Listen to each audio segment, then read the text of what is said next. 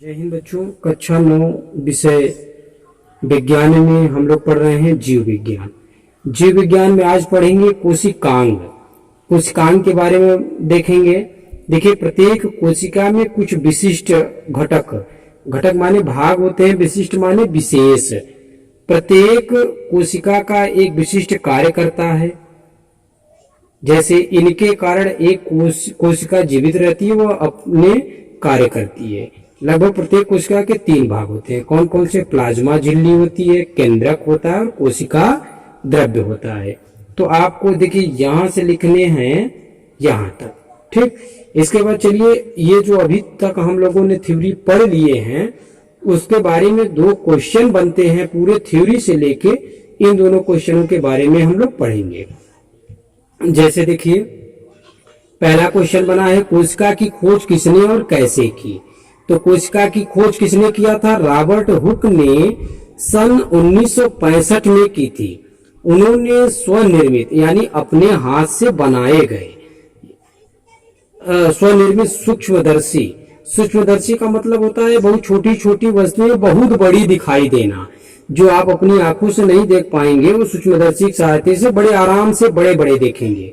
से कार्क की पतली काट के अवलोकन करना मतलब अध्ययन करना पर पाया कि इनमें अनेक छोटे छोटे प्रकोष्ठ माने भाग होते हैं, जिसकी संरचना मधुमक्खी के छत्ते जैसी मालूम पड़ती है।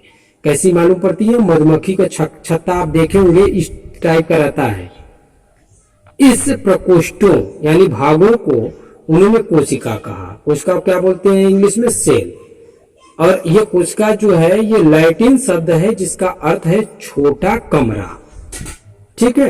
दूसरा क्वेश्चन जो है वो कोशिका को जीवन की संरचनात्मक व क्रियात्मक इकाई क्यों कहते हैं? संरचनात्मक का मतलब होता है कि बनावट, क्रियात्मक माने क्रिया करने वाला।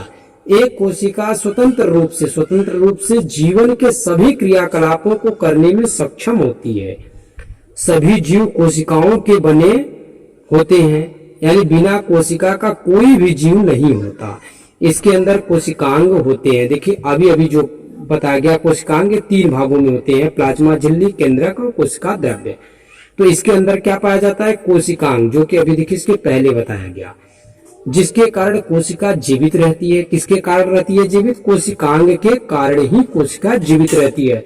यदि कोशिकांग नहीं रहेगा तो कोशिका जीवित नहीं रहेगी, अर्थात उसकी मृत्यु हो जाएगी और अपने सभी कार्य करती है।